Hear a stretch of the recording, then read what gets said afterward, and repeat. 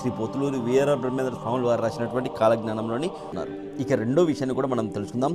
తూర్పు దేశమునందు చిత్రాలైన నాగరికత అధికముగా పుట్టుకొచ్చాను, వెంటనే అది నాశనమయ్యాను అన్నారు. తూర్పు దేశములందు అంటే నాకు తెలిసి అమెరికా ఆ దేశాలు అనుకుంటున్నాను. ఆ దేశాలందు చిత్రాలైన నాగరికత అధికముగా పుట్టుకొచ్చాను అని ఎక్కువ డెవలప్మెంట్ అయిపోతుంది. అలా అవడం వల్ల వెంటనే అది నాశనం అయ్యాను అంటున్నారు. సో ఎంత డెవలప్ అయితే అంత త్వరగా నాశనమయ్యే అవకాశం ఉందని చెప్తున్నారు. ఇక మూడో విషయాన్ని కూడా మనం తెలుసుకుందాం. శ్రీ పోతులూరి వీర బ్రహ్మేంద్ర స్వాములు వారు రాసినటువంటి కాలజ్ఞానంలోని మూడో విషయం. అన్నని తమ్ముని అన్నయ్య మోసంబు చేసుకొని మొదలికే నరుక్కుని చచ్చారు, మంచి బెల్లము కూడా వేపాకు చేదులా మారాను, వస్తువుల గుణములే మారిపోయాను అంటున్నారు. వస్తువుల గుణములు మారిపోతాయని చెప్తున్నారు. బెల్లము తీయగా ఉంటుంది, వేపాకు చేదుగా ఉంటుంది, కానీ ఇక్కడ బెల్లమే చేదుగా తయారవుతుందని చెప్తున్నారు. కెమికల్స్ వాడి తయారు చేసే బెల్లము తయారవుతుందని.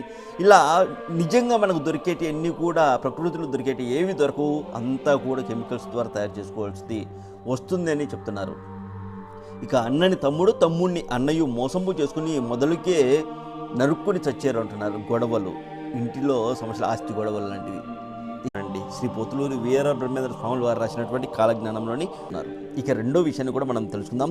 తూర్పు దేశమునందు చిత్రాలైన నాగరికత అధికముగా పుట్టుకొచ్చాను, వెంటనే అది నాశనమయ్యాను అన్నారు. తూర్పు దేశములందు అంటే నాకు తెలిసి అమెరికా ఆ దేశాలు అనుకుంటున్నాను. ఆ దేశాలందు చిత్రాలైన నాగరికత అధికముగా పుట్టుకొచ్చాను అని ఎక్కువ డెవలప్మెంట్ అయిపోతుంది. అలా అవడం వల్ల వెంటనే అది నాశనం అయ్యాను అంటున్నారు. సో ఎంత డెవలప్ అయితే అంత త్వరగా నాశనమయ్యే అవకాశం ఉందని చెప్తున్నారు. ఇక మూడో విషయాన్ని కూడా మనం తెలుసుకుందాం. శ్రీ పోతులూరి వీర బ్రహ్మేంద్ర స్వాములు వారు రాసినటువంటి కాలజ్ఞానంలోని మూడో విషయం. అన్నని తమ్ముని అన్నయ్య మోసంబు చేసుకొని మొదలికే నరుక్కుని చచ్చారు, మంచి బెల్లము కూడా వేపాకు చేదులా మారాను, వస్తువుల గుణములే మారిపోయాను అంటున్నారు.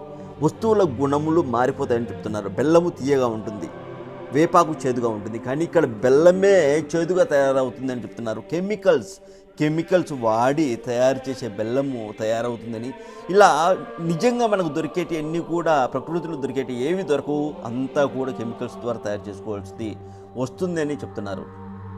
ఇక అన్నని తమ్ముడిని అన్నయ్య మోసంబు చేసుకుని మొదలుకే నరుక్కుని చచ్చారు అంటున్నారు. గొడవలు, ఇంటిలో సమస్యలు, ఆస్తి గొడవలు లాంటివి